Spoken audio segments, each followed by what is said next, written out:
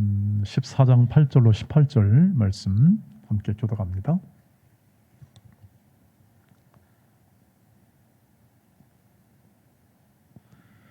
루스드라에 발을 쓰지 못하는 한 사람이 앉아 있는데 나면서 걷지 못하게 되어 걸어본 적이 없는 자라.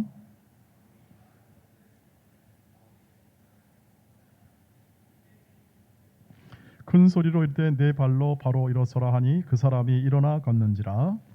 무리가 바울이 한 일을 보고 오르가니오니아 방언으로 소리질러 이르되 신들이 사람의 형상으로 우리 가운데 내려오셨다 하여 바나바는 제우스라 하고 바울은 그 중에 말하는 자이므로 헤르메스라 하더라.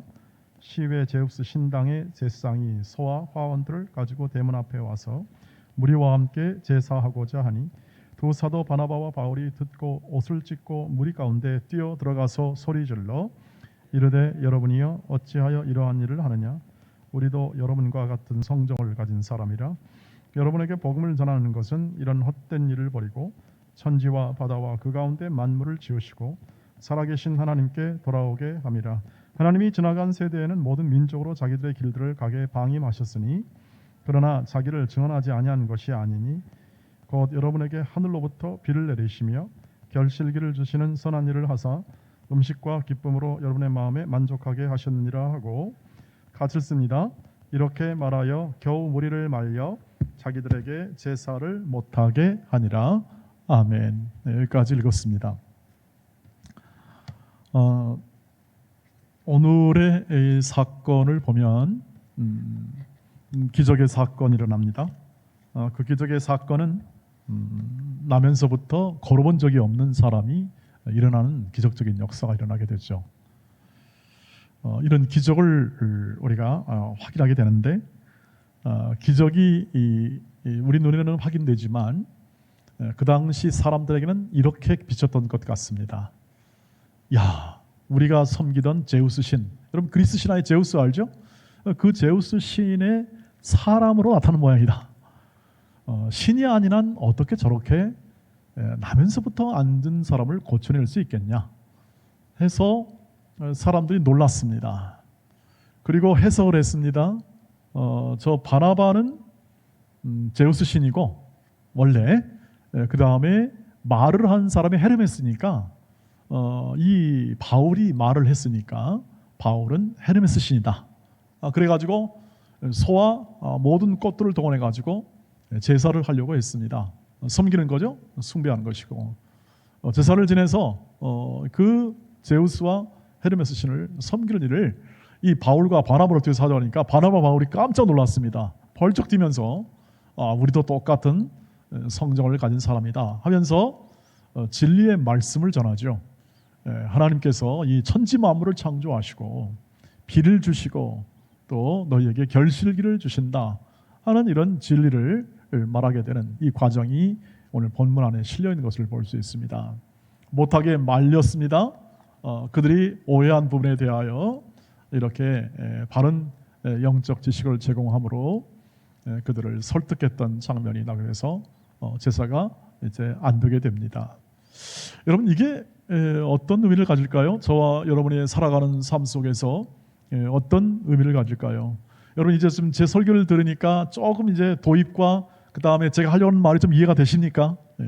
그 당시 사건과 그 내용이 오늘날 우리에게 어떤 의미를 주고 있는가? 시대의 간격이 있잖아요. 시대의 차이가 있어요. 간격 2000년간의 차이가 있는데 그 굉장한 차이거든요. 대단한 건 그 2000년간의 간격 속을 해석할 수 있어요. 오늘날. 이건 대단한 작업입니다. 여러분 고문서를 여러분이 어떤 역사를 전공하는 고문서학자가 2000년 전의 문서를 해석해 보세요. 그거 얼마나 지난한 작업이에요. 어려운 작업인데 여러분들은 별로 의심도 없이 그냥 편안하게 이렇게 듣는 거 보니까 뛰어난 사람들이 많습니다. 맞고 그러니까 지금 하는 일이 굉장한 일이라는 거예요. 이게 적지 않은 일이라는 거죠. 그러니까 설교를 듣는다 하는 것은 여러분 굉장한 일이 된다는 것을 먼저 좀 확인하고 싶어요.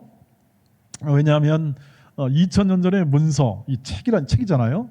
성경책을 해석하고 그 해석을 통해서 오늘날 우리에게 영향을 미친다. 대개 2000년 전의 책이 오늘날 영향을 미치지 못합니다.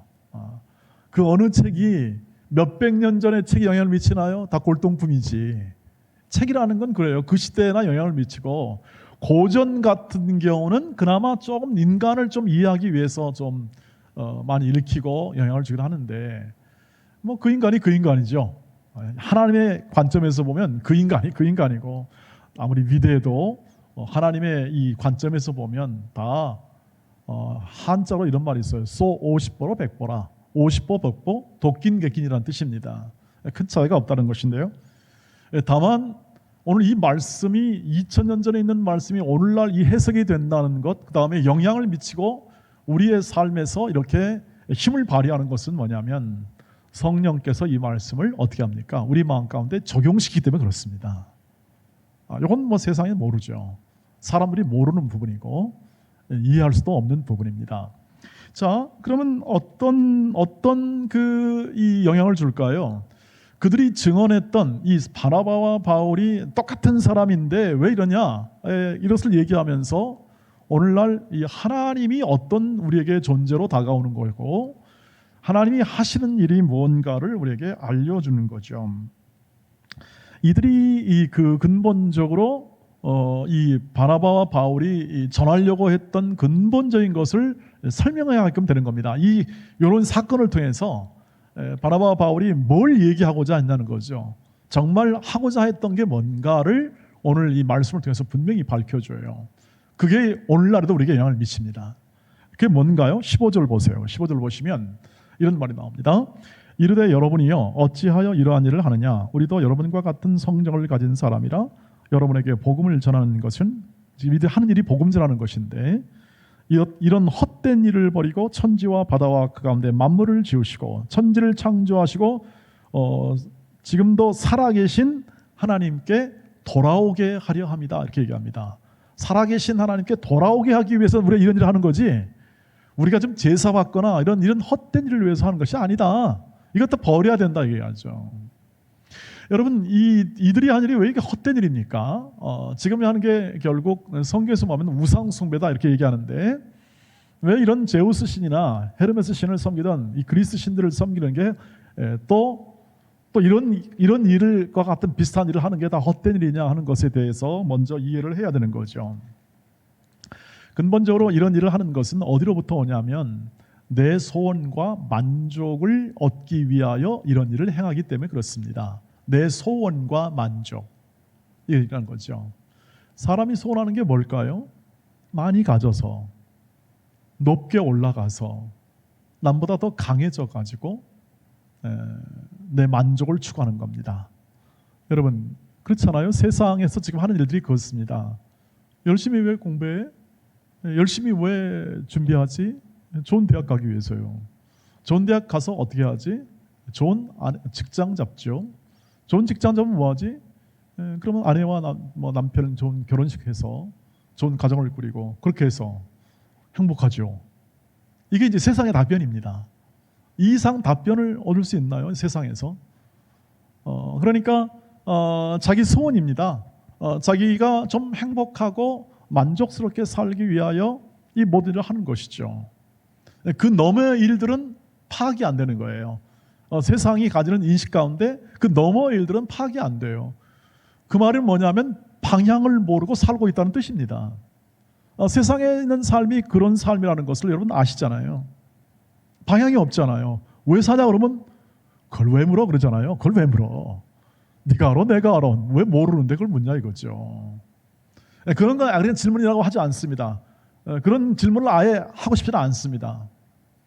그리고 그냥 편하게 술 마시고 필요 있고 그저 좋은 사람과 어울려서 살고 만족할 만한 돈을 벌고 해가지고 이렇게 살아가고, 그 가운데 좋은 권력을 얻으면 권력을 얻고 소유는 얻고 하는 식에서 자신의 유익이 되면 그것을 위해서 최선을 다하고 성실하게 일하고 그것을 미덕으로 삼아서 살아가는 것이 우리의 삶입니다. 괜찮죠? 여러분, 그 정도 괜찮은 거 삶 아니겠습니까? 요즘 이렇게 양극화가 계속되고 있는 상황 속에서 그저 내 생활할 것을 벌어먹고 또 그런 정도로 내 만족을 이루면 그것 괜찮은 삶 아닌가 이렇게 평가를 하게 됩니다. 그런데 성경은 이런 내 마음으로 살아가는, 내 소원대로 살아가는 것이 헛된 일이라는 것을 얘기합니다. 내 마음대로 살아가는 것. 거기에는 뭐가 있기 때문에 그렇습니까? 그보다 더 나은 삶이 있는데 그것을 인지하거나 깨닫지 못하고 그대로 살아가는 것을 하나님이 원하지 않는다, 이 뜻입니다. 하나님이 더 나은 삶과 더 놀라운 복된 삶, 구원의 삶이 있는데 그것을 알려고 하지도 않고 그것을 생각하지 않은 채 이 세상과 똑같은 방식으로 살고 이 세상에서 걸어가는 길 속에 똑같은 방식으로 해서 내 만족을 추구하는 거죠. 그래서 우상이 왜 생기냐? 내 마음의 소원을 만족하게 해야 되는데 내게는 힘이 없어요. 내 소원과 내 모든 것을 만족해야 되는데 내 소원이 힘이 없어서 어떻게 합니까? 아주 강력한 힘을 빌려오는 겁니다. 강력한 힘을 빌려와요. 그게 어떤 사람이 될 수도 있고 교주가 될 수도 있고 그것이 어떤 만들어낸 상상의 어떤 신일 수 있고 또한 어떤 강력한 대자연의 힘일 수 있습니다. 이런 것들을 어떻게 합니까? 빌려와요. 빌려와가지고 거기다 빌고 경배하면서 예물을 드리고 그것을 하면서 어떻게 하죠? 그것을 섬깁니다. 섬겨가지고 내 만족을 추구하는 거예요. 내 건강과 내 안녕과 내 평안과 내 행복을 추구하는 거죠. 이게 잘못된 건 아니겠죠. 살아야 되니까. 사는 방식이 그거밖에 없으니까 우리 서로 인간끼리 보면 잘못다 말할 수는 없어요. 그런데 하나님은 헛된 일이다 이렇게 얘기해요. 헛된 일이다. 비어있다. 빈 인생이다.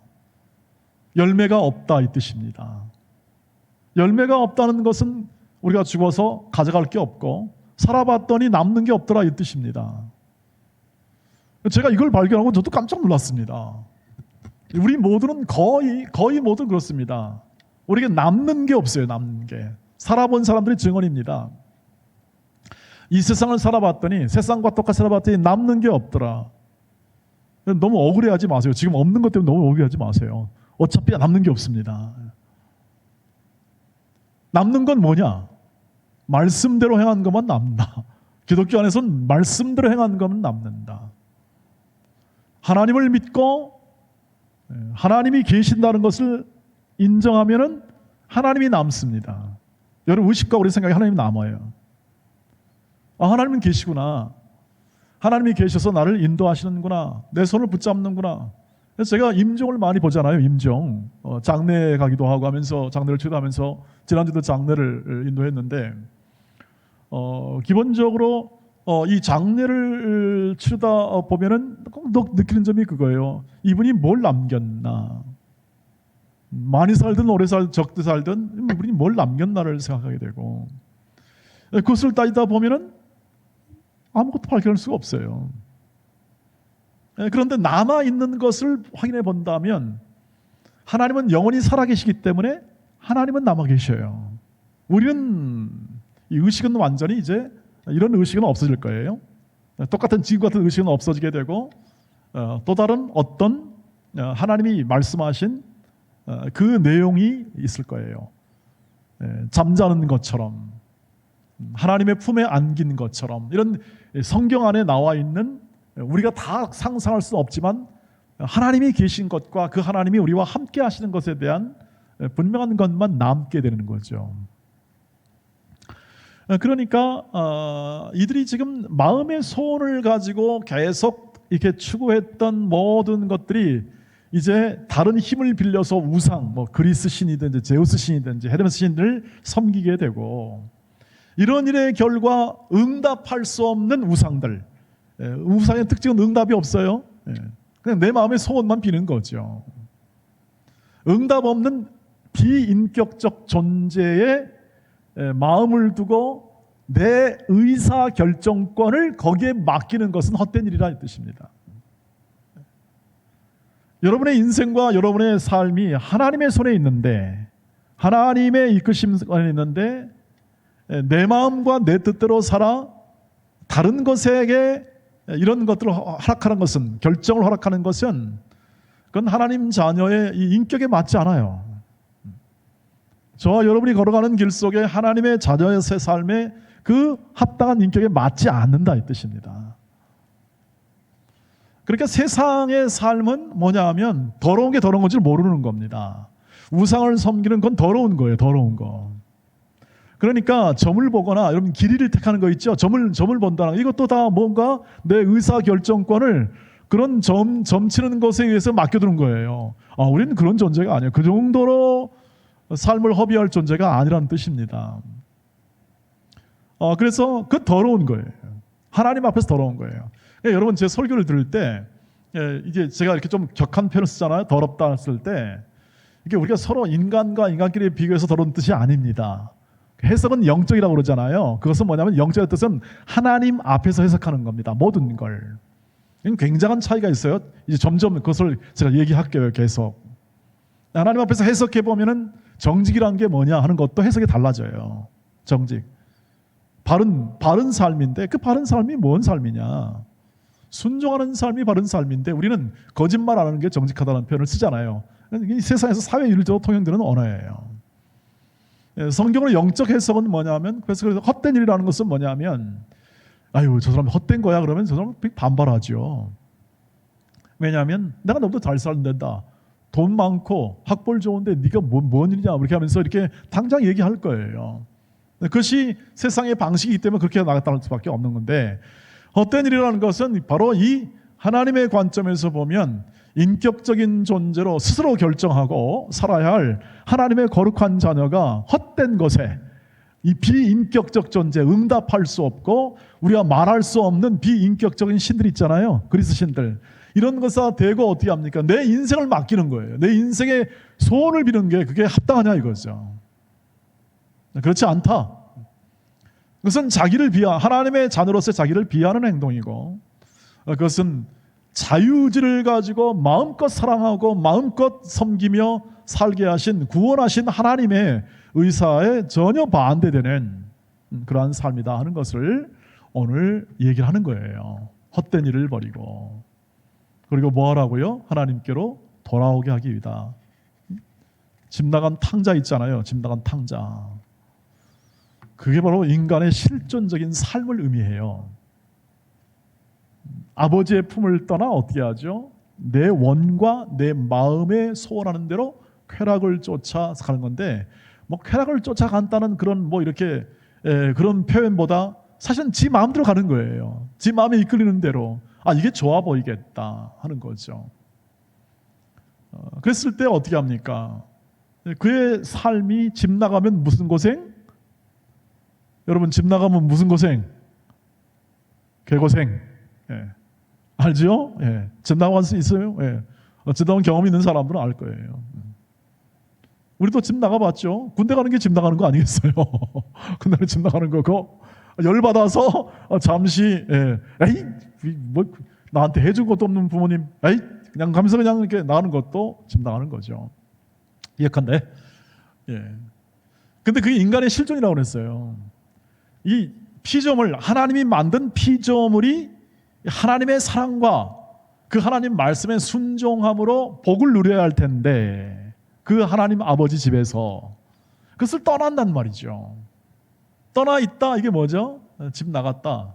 돌아와야 할 필요성이죠. 이 돌아오라는 말을 그래서 구약적 편에서 보면 이사야서 55장 1절 2절 보세요. 이스라엘 백성에게 돌아오라 했을 때 이 내용을 얘기하는데요. 비춰줄 수 있어요? 이사야 55장 1절로 2절 읽을게요.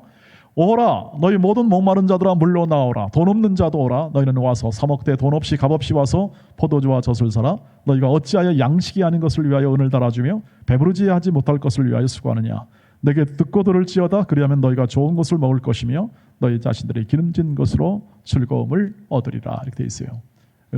너는 와라 값없이 먹어라. 하나님의 품과 하나님의 집에는 값없이 은혜예요. 은혜 다. 너가 가지고 뭐 돈을 가지고 사야 되고 능력을 발휘해서 뭘 도와야 되고 집안일을 해야 되고 그런 거 없어요. 하나님 아버지의 집은 놀고 먹는 거예요. 놀고 먹는 거. 은혜라는 표현은 바로 그것입니다. 내가 하지 않고도 좋은 결과를 얻어요. 아니 내가 원하지도 않았는데 하나님이 너무너무 좋은 삶으로 인도해 주셨어요. 이게 은혜라는 뜻입니다. 나는 그럴 만한 자격이 없고 나는 그럴 만한 한 일이 없는데 내가 누리는 것은 너무 좋은 거예요. 이게 바로 은혜의 방식이라는 겁니다. 은혜는 베풀 만한 자격과 일을 하지 않았음에도 불구하고 그 베푸는 자가 값없이 선물을 주는 것을 은혜라고 말하니까요. 이게 잘 이해가 안 되죠, 여러분? 인간이라면 마땅히 give and take예요. 주고받는 게 윤리예요. 도덕이고. 그런데 주지 않아도 받는다. 이러니까 인간의 생각을 넘어서는 거예요. 그러니까 이해를 못해요. 십자가를 절대 이해하지 못합니다. 세상 사람들이 성령이 열어주지 않고 이해하지 못합니다. 왜 그러냐면 그게 은혜이기 때문에. 십자가는 은혜잖아요. 우리가 뭐 십자가를 지라고 그랬습니까? 예수님 제발 좀 와서 제발 좀 십자가를 지고 우리를 구원하여 주옵소서라고 해서 예수님이 십자가를 진 게 전혀 아니에요. 누구의 뜻을 따라? 하나님의 뜻을, 아버지 하나님의 뜻을 따라 이 땅에 십자가 지러 오셨는데 사람들이 원하는 방법이 아닌 전혀 예상 밖의 방법으로 이 하나님의 아들이 죽었어요. 그러니까 이 죽은 아들을 보면서 어떻게 합니까? 야, 저게 무슨 메시아냐, 무슨 구세주냐, 그 생각했습니다. 그러고 죽었어요. 그리고 납득이 안 가는 방법이에요. 그래서 그 방법이 깨달아지면 은혜라니까요. 그 방법이 깨달아지면 은혜예요. 납득이 안 돼요.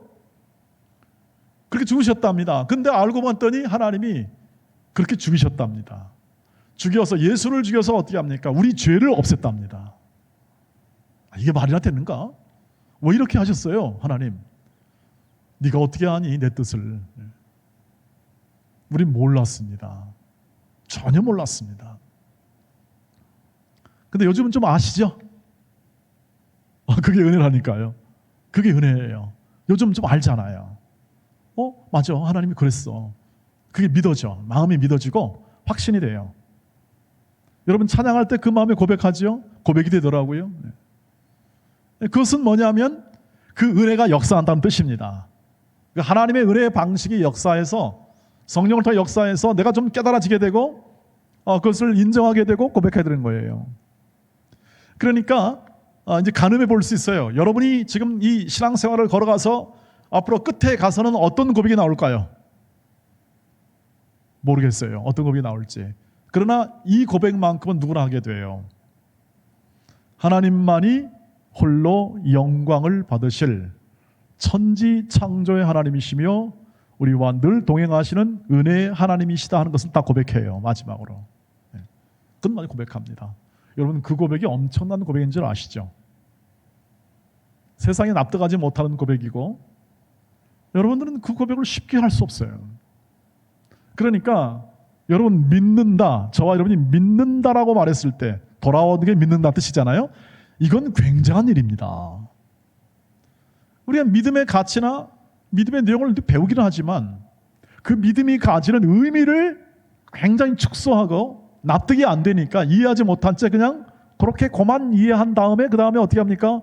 열심히 봉사도 하면서 살아가는 거예요 지금.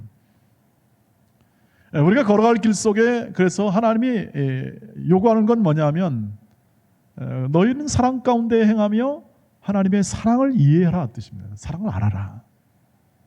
우리로 하여금 멋진 저 세계에 나가서 바울과 바나바처럼 전 세계를 돌아다니면서 선교해라 그 뜻이 아니고 너는 너의 일상과 삶 속에서 하나님을 알아가라 이 뜻이에요. 하나님 은혜가 뭔지를 알아가라. 은혜가 알면 뒤집히지 않고는 견딜 수 없을 거다. 왜? 완전히 뒤바꾸시니까요. 삶의 존재의 양식이 뒤바뀌게 되고 그 삶의 내용이 완전히 바뀔 수밖에 없는 거 아니겠습니까? 여러분이 뭔가를 이루고 노력해서 뭔가를 얻고 그 일을 통해서 엄청난 영향력을 주라고 하나님이 말씀하신 게 아니라 너는 십자가의 고난의 자리에 들어가 너의 그 이해하지 못하는 이 세상 속에서 너의 이해받지 못하는 이 세상 속에서 뭘 하라고? 예수라는 이름을 가지고 나는 살아갑니다라고 증언하라고 우리를 불러 지금 살게 하시는 겁니다. 이 점이 성경에서 요구하는 그리고 또 이루고자 성령께서 지금 여러분을 역사하는 삶의 방식입니다. 삶의 내용입니다. 그러다 보면 그 삶의 방식대로 살아다 보면 하나님의 일하심이 보인다는 겁니다.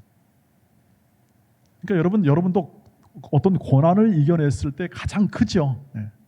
우리 육체도 성장통 아이 때 감기 한번 되게 한 다음에 어떻게 합니까? 푹 크죠. 우리가 걸어가는 길 속에 십자가라고 얘기 드린 것을 만난다면 우리는 기꺼이 그것을 지고 충성스럽게 그것을 따라가게 될 때 하나님의 일하심이 구체적으로 나타나더라는 거죠. 왜 그런가? 왜 그것이 가능한가? 요한복음 1장 12절 읽겠습니다. 요한복음 1장 12절 시작. 영접하는 자 곧 그 이름을 믿는 자들에게는 하나님의 자녀가 되는 권세를 주셨으니라고 했어요. 아까 제가 믿음의 얘기를 했을 때 믿음이 얼마나 크냐를 여러분이 잘 인지하지 못한다고 했습니다. 믿는다는 게 뭔가? 하나님의 자녀가 됐다. 하나님의 자녀가 됐다는 권세를 받았다는 뜻인데 그 권세라는 것이 무엇인가를 이해한 만큼 여러분은 크게 될 겁니다. 믿음이 크게 될 거예요. 여러분 우리나라에서 제일 좀 난 저 사람 가문에 속한 일원이 되었으면 좋겠다라는 사람이 누굽니까? 우리나라에서, 전 세계에서 스티브 잡스입니까? 잡스라는 사람은 직업이 많아서 잡스입니다. 잡이 직업이잖아요. 잡스니까 수많은 직업을 가지고 있네요. 아니면 베프 존스인가요? 하여튼 그 아마존 닷컴 해가지고. 아니 멀리 갈 거 없이 우리나라 지금 이재용 씨 가문이 되면 좋을까요? 이병철 씨 가면 어떻습니까? 좀 나을까요? 삶이 나아질까요? 여러분이 좀 더 나아질까요? 도덕성으로 나아질까 하고 사람이 클까요? 여러분 가정이 제일 좋죠? 아니십니까? 여러분이 지금 가지고 있는 여러분 가정 환경 어떻습니까? 천차만별이죠. 어떤 가정 또 각자 가정이 다르고 여러분 처한 환경이 다르죠. 그런데 하나님의 가정의 자녀가 되었다는 것 이 뜻입니다. 천지 만물을 창조하시고 지금도 다스리고 우리와 함께 하시는 하나님이 우리의 아버지가 되셨다. 이게 이제 믿음의 근거입니다. 믿음의 내용이기도 하고 대상이기도 하고 하나님 아버지를 믿는 믿음이에요. 여러분은 얼마나 크고 싶습니까? 여러분은 어떤 삶을 살고 싶습니까? 어느 정도면 만족하시겠습니까? 예를 들면 그 꿈은 무엇입니까? 여기서부터 비전이 나와야 될 거라고 생각이 되는데 여러분이 가지는 모든 것에 대한 마음의 소원보다 훨씬 큰 게 이 하나님의 자녀됨입니다. 하나님의 자녀됨은 근본적으로 하나님이 가지신 것을 상속, 유업으로 받았다는 뜻이에요. 유업으로 받을 수 있어요. 상속자예요. 우리나라도 법적으로 여러분 부모가 가진 재산은요, 아버지 자동 상속입니다. 여러분에게 법적으로 자동 상속이에요. 탕자니까 미리 받아가지고 그냥 지 뜻대로 살다가 고생했죠. 그것은 뭐냐면 하나님이 가지고 계신 모든 부요함을 물려받을 사람입니다. 로마서 8장 32절이에요. 같이 읽겠습니다. 로마서 8장 32절 시작. 자기 아들을 아끼지 아니하시고 우리 모든 사람을 위하여 내주시니까 어찌 그 아들과 함께 모든 것을 우리에게 주시지 아니하겠느냐. 여러분 이 말씀을 읽으시면 바울이 당신의 아들까지 주셨기 때문에 하나님이 더 이상 아낄 게 없다 이 뜻을 가지고 있는데요.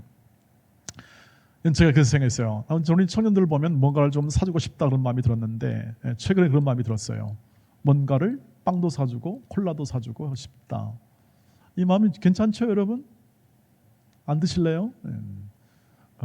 제가 사줄 때 그냥 감사합니다 하고 먹으면 제가 제일 기뻐할 것 같아요.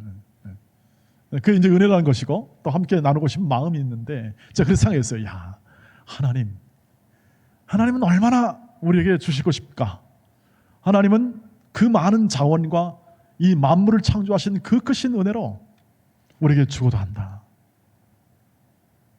여러분 이분과 관계 속에서 살아가는 게 하나님의 자녀들이에요.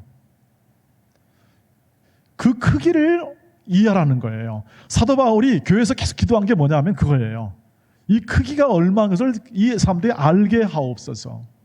하나님의 사랑의 그 크기와 예수 그리스도의 크기와 넓이와 높이가 어떤 것을 이 에베소 성도들이 알게 하옵소서. 여러분 가운데 있는 하나님의 사랑을 여러분이 알아간다면 알아갈수록 기가 막힌 하나님의 사랑의 그 능력을 이해할 거예요. 여러분이 설교를 들을 때마다, 여러분이 성경을 읽을 때마다, 여러분이 기도할 때마다 우리가 확인할 건 뭐냐면 하나님의 사랑입니다. 하나님의 우리를 인도하심입니다. 하나님의 우리를 구원하신다는 게 얼마나 큰 거, 그 구원하심이라는 게 얼마나 크다는, 그 구원하신 이것이 큰 역사와 이 수많은 사건과 이 모든 것을 동원하는 이유는 뭐냐면, 이 장구한 역사 속에서 이 하나님의 크심을 동원하는 이유는 뭐냐면, 이만큼 내가 너를 존귀하게 생각하고 너를 구원하는 일을 내 모든 삶의 기쁨으로, 내 일함의 기쁨으로 삼다는 것을 우리가 알게 하기 위함입니다. 왜 구약에서 출애굽할 때 10장 가지고 이렇게 어마어마한 하나님의 기적 사건을 일으키는가? 너희가 정녕 내가 누구인지를 알리라, 이렇게 얘기해요. 항상 하나님이 누군지를 알리라. 그래서 여러분이 이 일상, 여러분이 가지는 삶의 모든 터전에서 하나님이 어떻게 일하시는가를 깊이 이해하시고 깨달으시고 그리고 그것을 누리시기를 간절히 바랍니다. 여러분이 가지는 이미 예수를 믿기 때문에 이 믿음을 가지고 살아가는 자들에게 하나님이 끝까지 여러분들을 붙들고 씨름하실 것입니다. 여러분이 계속 반항하고 여러분이 계속 하나님 품과 하나님의 인도하심에 대해서 난 나 몰라라, 내 뜻대로 살겠습니다 하는 순간 계속 짐 당하는 겁니다. 고생하시는 겁니다. 목사님, 나는 예수를 잘 믿는 것 같은데 왜 내 삶은 이래요? 왜 내 마음의 소원대로 안 돼요? 여러분의 소원대로 하면 안 되죠. 이해하시겠습니까? 이 말을. 하나님의 뜻이 더 크잖아요. 하나님의 뜻이 더 큽니다. 내 소원과 내 만족은 하나님의 뜻이니까 하나님 말씀 이렇게 말씀합니다. 이사야서 55장에 또 계속 나오는 게, 여기서 오라 해놓고 내 생각과 너희 생각은 다르다. 내 길과 너희 길은 다르다. 너희의 좁은 소견과 너희의 소원에 만족하는 인생을 내가 설계한 게 아니라 너의 소원과 만족보다 훨씬 큰 구원의 복된 삶을 내가 설계하고 그것을 목적하여 너를 지금 이끌고 있단다. 이해할 수 있냐? 모르겠는데요. 고생 좀 더 해라. 이것입니다. 하나님이 워낙 크시니까 그 일들 행함에 있어서 국가를 동원합니다. 너 말 안 듣냐? 넌 바벨론에게 혼나봐야 된다, 이 뜻입니다. 팔려가는 게. 우리는 죽겠다고 못 사는 거. 구약 백성이 죽겠다. 아이고 하나님, 나 백성인데 왜 이렇습니까? 하박국은 이렇게 말합니다. 하나님 어떻게 저럴 수 있습니까? 저 이스라엘 백성이 얄밉지만 어떻게 저 바벨론한테 명령시켰습니까? 걱정하지 마라. Don't worry. 내가 바벨론도 손볼 거다. 이 크신 하나님이 여러분 마음 가운데 자리 잡기를 주의 이름으로 축복합니다. 크신 하나님이, 못하실 것이 없는 하나님이 자리 잡는 거죠. 근데 우리는 뭐합니까? 하나님 외면하죠. 이것이 뭡니까? 저런 가면서 우리는 어떻게 하죠? 슬퍼하기도 하고 애통하기도 하고 답답하기도 합니다. 두려워하기도 합니다. 여러분이 걸어가는 길 속에 오늘 주님 이렇게 말씀하죠. 내니 두려워하지 말아라. 내가 너와 항상 함께 있다. 있다. 뭘 두려워하느냐?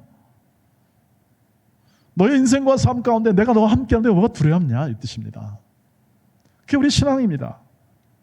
두려워하지 않겠습니다. 주님을 믿습니다. 하나님을 동행함을 믿습니다. 또 믿음도 또 이렇게 식어져 가고, 코로나19 오니까 이게 뭐냐 그러면서 또 답답하기도 하고. 그래서 오늘 말씀이 주어집니다. 주께 돌아오라. 이미 돌아왔습니다. 돌아와서 어떻게 합니까? 하나님의 자녀로서의 삶을 살아갑니다. 방탕한 삶이 아니고 헛된 삶이 아니고 우리는 주 안에서 삽니다. 주 안의 복됨과 그 은혜가 여러분 앞에 있고 여러분의 삶 가운데 있어 우리에게 허락된 이 삶의 시간 동안, 주어진 계절과 환경 동안 주의 뜻을 행하시기를 주의 이름으로 축복합니다.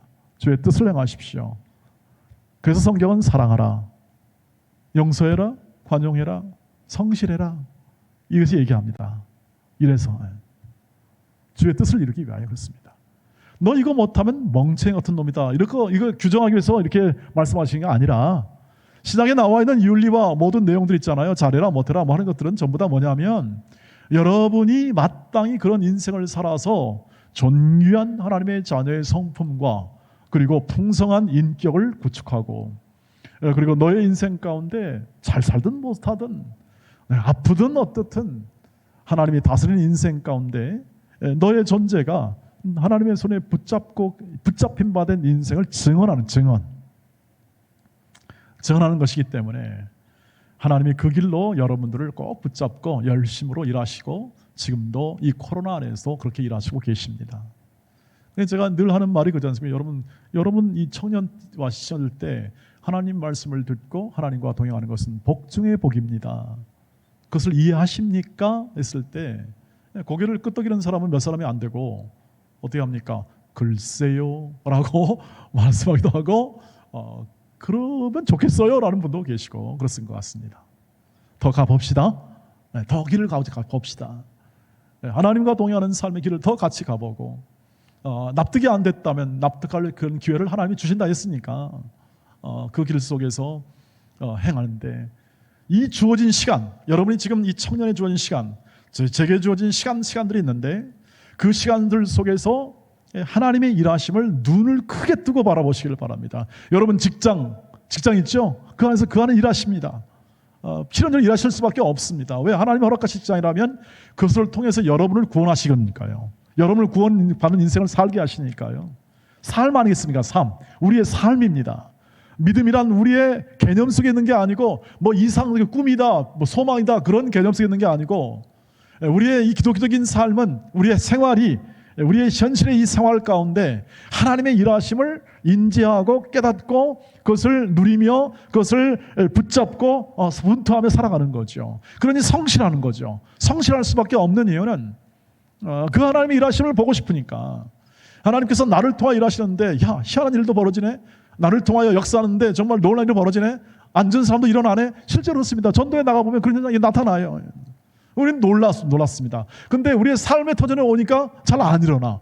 교회에서 봤을 때는 안심이 되는데 내 일터에 가거나 내가 어떤 일을 행해야 될 때는 그 안심이 안 되는 이유는 뭐냐면 하나님의 일하심과 하나님의 역사하심에 대한 내 확신이 아직 어떻게 합니까? 부족한 분이에요. 그래서 이렇게 하죠. 믿음을 달라고 기도하는 것은 그런 믿음을 달라고 기도하는 겁니다.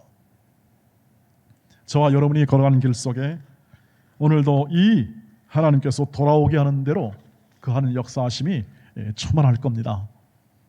그것이 약속이었고 우리에게 아직 주어지지 않는 현실, 그러니까 아직까지 우리가 바라지만 이 구원받는 삶에 이 바라는 것이 있지만 아직까지 주어지지 않아서 의심하거나 불안해하지 말고 하나님이 친히 그 일을 온전히 이루실 것을 믿는 믿음으로 너의 현실의 삶 가운데 충성스럽게 인내하라, 기다리라. 그리고 너의 할 일을 하라. 하나님이 주신 너의 할 일을 하라. 은사를 주었다면 그 은사대로, 여러분이 교육받으면 교육받은 대로, 여러분이 가지고 있는 탤런트가 있으면 탤런트대로 그것을 가지고 주의 일을 하라는 거죠. 주의 일.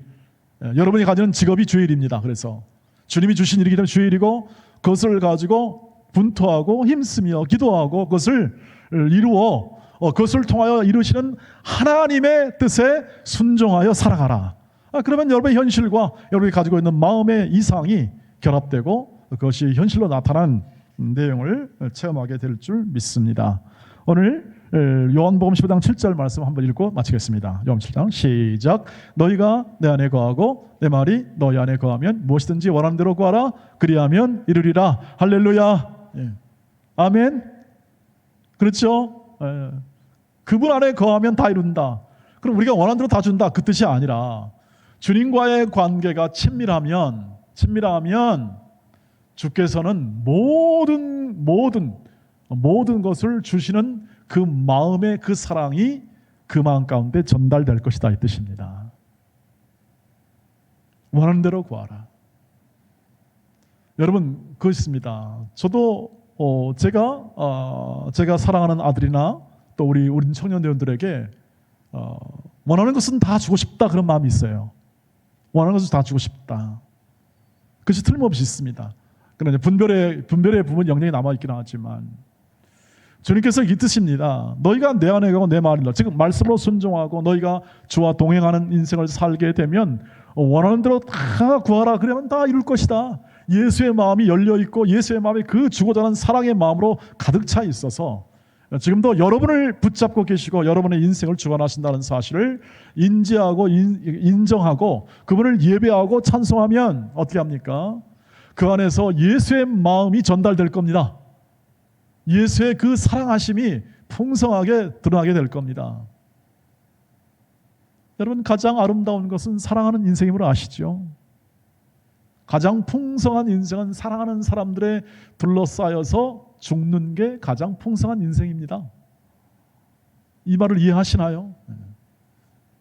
여러분의 모든 미래가 어떻게 그려질지를 알고 그렇게 여러분 일하십니까?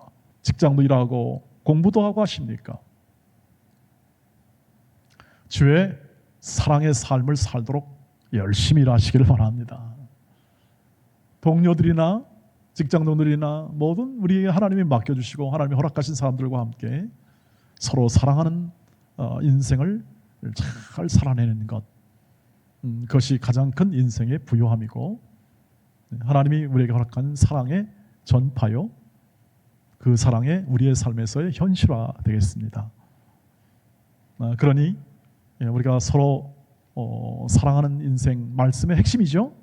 그 인생을 잘 살아가는 이 일로 여러분이 기도하시고 노력하시고 또 힘을 다해서 행하시기를 간절히 축복하고 권면합니다. 기도하겠습니다.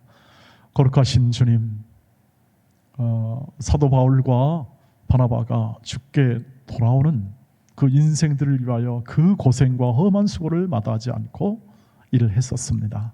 그 결과 우리는 주께 돌아왔고 우리도 하나님께 돌아와 하나님의 자녀로서의 거룩한 인생을 살아가는 과정 속에 있습니다. 자비로우신 주께서 이 하나님 자녀됨을 이루시기 위하여 지금도 역사하시고 붙잡아 우리의 직업과 일터와 모든 환경 속에서 살게 하시는데 그것을 구체적으로 확인하고 그 하나님을 믿는 믿음의 크기, 그 하나님의 믿음을 통하여 나타나는 하나님의 사랑의 크기를 우리가 마음 가운데 풍성하게 담고 서로 사랑하는 인생을 살아가도록 저희를 굳게 세워 주시옵소서. 예수님의 이름으로 기도하옵나이다. 아멘.